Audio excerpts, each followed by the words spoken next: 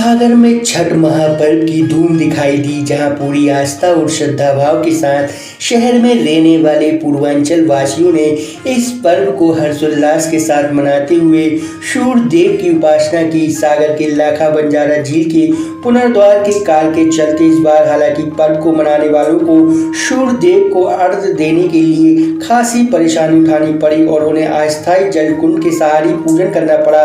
शहर के तुलसी नगर में रहने वाले पूर्वांचल वासियों के दर्जनों परिवार ने इस दौरान एक खुले प्लाट पर अस्थायी कुंड के माध्यम से छठ की सामूहिक पूजन उपासना करते हुए अपनी परंपरा के अनुरूप छठ पूजन किया, जहां इस अवसर पर अलग ही छठा नजर आई। कार्तिक मास की शुक्ल पक्ष की चतुर्थी तिथि पर नहाय खाए के साथ छठ महापर्व का आरंभ होता है।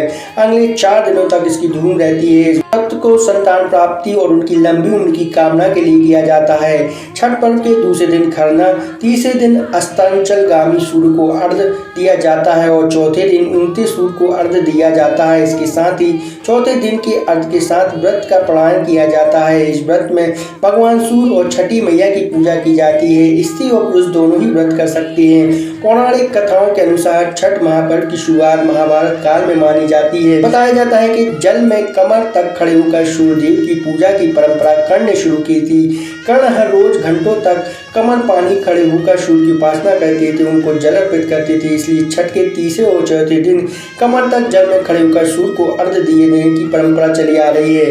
कार्तिक मास की सप्तमी तिथि को उगते सूर्य को अर्घ्य देकर इस व्रत का समापन होता है। सूर्य को अर्घ्य देने के लिए व्रती के साथ पूरा परिवार पहुंचता है।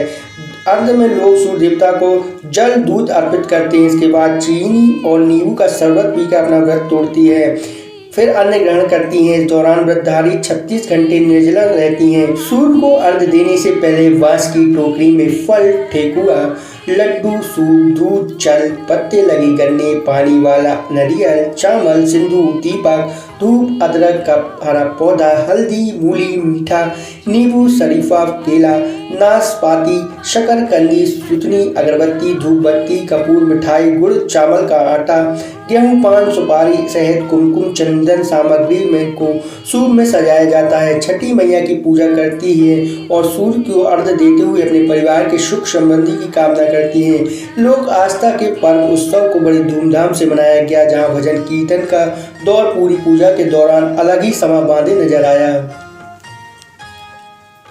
जो घर की मेन गृहिणी होती है वो छठ पूजा करती है कि उनके बच्चों की घर परिवार सुखी संपन्न रहे, और जो मनोकामना होती है उसकी पूर्ति के लिए करते हैं कि बच्चे होते हैं, बच्चों के लिए और अपने घर की समृद्धि सुख समृद्धि। इसको करने की विधि आपको मालूम है क्या? हाँ, और 3-4 दिन का पूजा होता है। पहले दिन नहाय खाए होता है, उसमें जो गृहिणी होती है वो नहा के और फिर कद्दू की सब्जी, दाल और चने की दाल और चावल का भोजन करती है।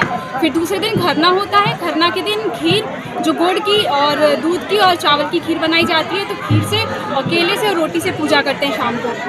तीसरे दिन संध्या को अर्घ्य देते हैं, जो डूबते हुए सूरज को अर्घ्य देते हैं। और फिर चौथे दिन आखिरी दिन परना कहलाता है, जिसमें हम सुबह उगते हुए सूरज को अर्घ्य देते हैं। ये त्यौहार सदियों से मनाया जाता है। ये त्यौहार 4 दिन से मनाया जाता है। 4 दिन में क्या होता है, जो पहले दिन छठ पूजा में नहा खा होता है, उसके बाद में दूसरे दिन ये त्यौहार में खीर और पूरी से चढ़ाया जाता है। उसके बाद में चौथे दिन में दिन भर और रात भर उपास रह के और शाम को 5 बजे से यहाँ पानी में खड़े होते हैं और उसके बाद में सुबह 4 बजे से 7 बजे तक खड़े होते हैं। और ये पूजा मनाया जाता है इसीलिए जो अपने बाल बच्चों को संतुष्टि के लिए, और बाल बच्चे जिसको नहीं होता है उसको प्रार्थना करने पर सूर्य भगवान से या छठ माता से ये प्रार्थना की जाती है, इसलिए उनको प्राप्त हो जाते हैं। सूर्य भगवान की उपासना करते हैं अपन और छठी मैया को मतलब अर्घ्य देते हैं। इसमें मतलब 3 दिन का 4 दिन का रहता है त्यौहार अपना। पहला दिन तो अपन कद्दू भात खाने करते हैं, उसके बाद अपन लोहन होता है जिसमें घी रोटी खाया है, और फिर दिन भर निर्जला व्रत रहा।